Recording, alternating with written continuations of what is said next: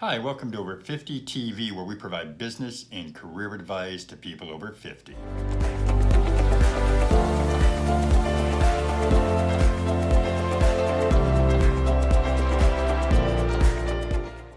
One of the great things about having a channel that focuses on people over 50 is our ability to focus on issues and topics that affect our audience. Some of those issues, like the three that I'm going to discuss here, can affect almost everyone over 50 at some point in their life. One of the things that people over 50 are concerned about is the potential for age discrimination when they go in for a job interview. I read an article back in earlier this year where they said that people over 50 go into a job search with a defeated attitude and a bundle of resentment. They're concerned about age discrimination. That's not something that when you're in your 20s and your 30s and even in your 40s you're thinking about. You're not worrying about, am I too old? Or is this person who's interviewing me, are they not going to want me because of my age? They don't think about that. And certainly when I was that age, I wasn't thinking about that. But it doesn't help now when you're going in for a job interview to sit there and to be resentful or to think, I'm not going to get this position. What you do want to do, though, is when you're going in for a job interview, you want to consider the experience that you have. You want to consider the knowledge that you have. You want to think about all the things that you've done and the value that you can bring to that employer. Too many people do go into a job search with a defeated attitude, and I've seen that. But I've interviewed lots of people over the years, and the thing that always struck me, whatever age they were, was if they came in confident, if they came into the interview prepared, if they came in knowing my company, if they came in knowing the job and the position, and if they came in with an attitude that was very, very positive. When I was in sales, and I've sold for years, the thing is, I'd go into a sales interview, I'd go and I'd meet with a client, I'd talk to them, and then, if they said no, I'd look at them, I'd shake their hand, I'd thank them for the opportunity, and I'd walk out that door, and I'd go to the very next opportunity, to the very next door, and look for that sale, because I know what all good salespeople know, there's always another sale around the corner. And if you go into a job interview, if you're going through in your job search, and you're thinking along the lines of, a scarcity mentality, then it's definitely going to weigh on you. It's going to weigh on you, and you're not going to be positive. But you do want to go in and think, there are lots of companies out there who will appreciate me, who will understand my value. So being over 50 shouldn't be a deterrent, and it isn't a deterrent to getting hired at a good company, a company that will value you. And that's what you want, a company that will value you, your experience, your skills, and your knowledge. Another issue that's pretty unique to people who are over 50 is something that I've heard, and I've heard this at least 3 times in the last couple of months, where I'm talking to a person about their life and about their career, and they look at me and they say, Lou, I'm not where I thought I would be. And it's sad. It's sad to hear that, and it's understandable. We didn't know that a spouse was going to pass away prematurely. Maybe we didn't know, or in probably no way we could have known that the company that we really dedicated 10, 15, 20 years to, we didn't know that company was going to close. So many things happen that impact our lives, things that we didn't consider, there's no way we could have thought about. But that is something that I see with people over 50, looking back and reflecting on their life and wondering what happened. Why did this happen to me?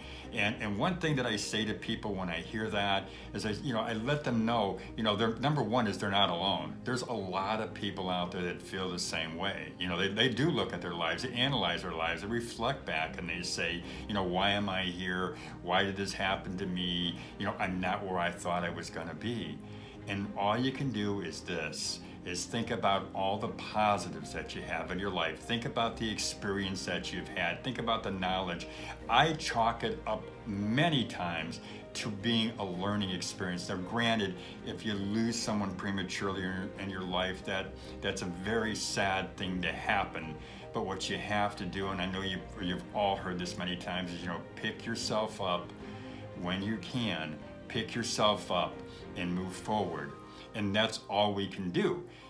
I'm not where I thought I would be. How many of us are really where we thought we'd be? What we can find though, what we know is that we've got all this experience and knowledge. I think it's so important to realize that, to understand that you've got the experience, you've got knowledge, and you've got a lot of value that you can bring to the table.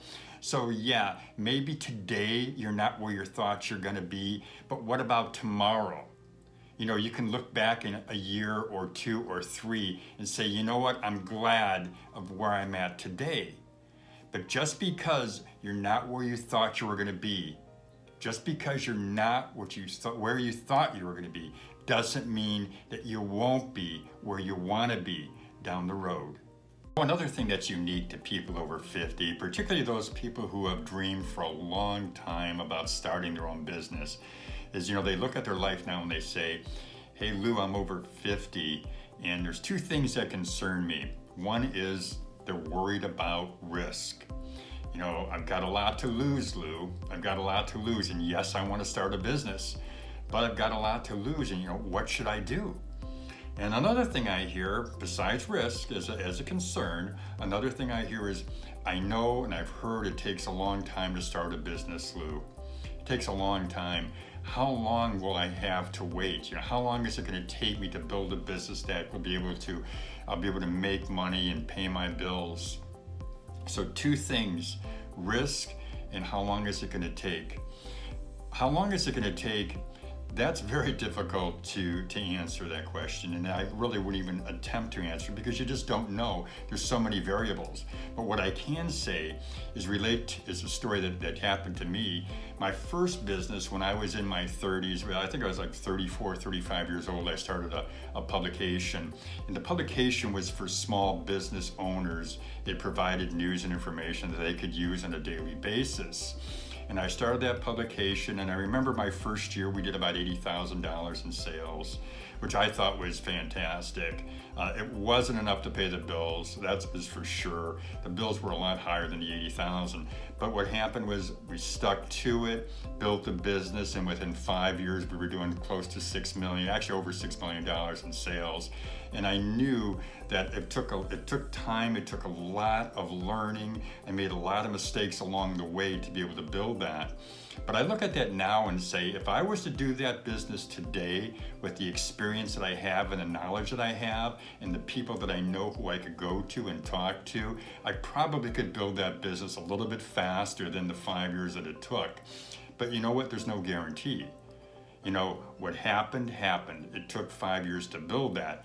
I can't say to anyone it's going to take you 1 year, 2 years, or 3 years. All I can say is you need to focus on building the business. You need to focus on making sure that you put the time and the commitment into the business, and understand that there's no guarantee. Now that also goes right into the risk factor. Risk. What I find is I see people who are over 50 years old, and yeah, they've got more to lose. You've got more to lose than somebody who's 20 or 30 or 40. Usually you have more to lose. You've got house payment or payments, you've got cars, you've got children in college or going into college, so you've got some concerns and you've got a lot to lose. My number 1 recommendation is never quit your day job. Don't quit your full-time job to start a business. Build a business out of your home first. There's many businesses that you can do, but build a business out of your home. And out of your home, I say that because there's really no overhead cost, and maybe you take a room in your house or corner of a room and you start your business there. But don't quit your day job. Limit your risk as much as possible. But here's the thing. I believe many times it's more risky not to take that step. It's more risky to stay in what they call the comfort zone, and people say comfort or safety zone. You can be comfortable, but you don't know if you're really safe. You don't know if the company that you're working for is going to close. You don't know if the products that you're selling are going to be the company's selling are going to be obsolete one day. You don't know if some big company's going to come and gobble up the company and you're going to be let go. Those are things that, we don't want to think about. But the reality is it's happening more and more. You've got more and more disruption in business today than you've ever had. These are just 3 concerns that I find most people over 50 have or will have at some point in their life. And of course, there are many others, and I plan on addressing them in future episodes of Over 50 TV. But for now, if you found anything in this episode helpful or interesting, please subscribe to our channel. And as always, I look forward to meeting you and talking to you again soon. Thank you.